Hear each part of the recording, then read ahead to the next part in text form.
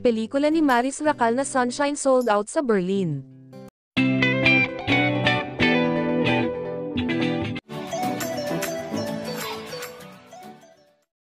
Nanggabog ng bonggang-bongga si Maris Racal sa Berlin International Film Festival 2025. Mukhang unstoppable na talaga ang career ni Maris Racal, at this time, hindi lang sa Pilipinas kundi sa international scene na rin. Ang kanyang pelikulang Sunshine, ay sold out na sa maraming screening dates sa Berlin International Film Festival o Berlinale, isa sa pinaka-prestigious na film festivals sa buong mundo. Hindi na bago kay Maris ang pagiging multi-talented. Mula sa pagiging singer, songwriter, at actress, ngayon ay mas lumalawak pa ang kanyang influence bilang isang leading actress na kinikilala sa international stage. Sa Sunshine, ipinakita niya ang kanyang lalim bilang aktres sa isang kwentong puno ng puso, emosyon, at realismo.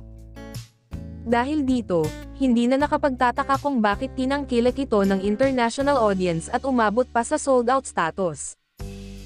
Sa isang announcement ng Project 8 Projects, isa sa mga producers ng pelikula, ibinalita nilang fully booked na ang mga screening noong ika-20 ng Pebrero at ngayong 22, kasunod ng matagumpay na premiere nito noong ika-18 ng Pebrero. Imagine, hindi lang isang beses, kundi 3 beses na sold out ang pelikula, na patunay lang kung gaano kalakas ang demand para mapanood ito. Kaya sa mga kababayan nating nasa Berlin, huwag nang palampasin ito. Ang pagiging bahagi ng Berlinale ay isang napakalaking achievement para sa sinumang filmmaker.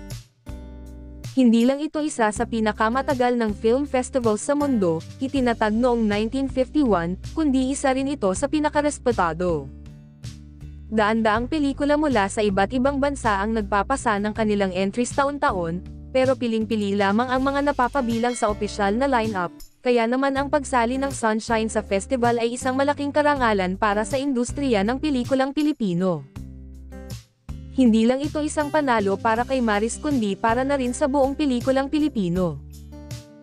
Ipinapakita nito na kaya nating makipagsabayan sa world-class films at may puwang tayo sa global cinema. Sa tagumpay ng Sunshine, mukhang hindi malayong mas dumami pa ang international projects ni Maris sa hinaharap.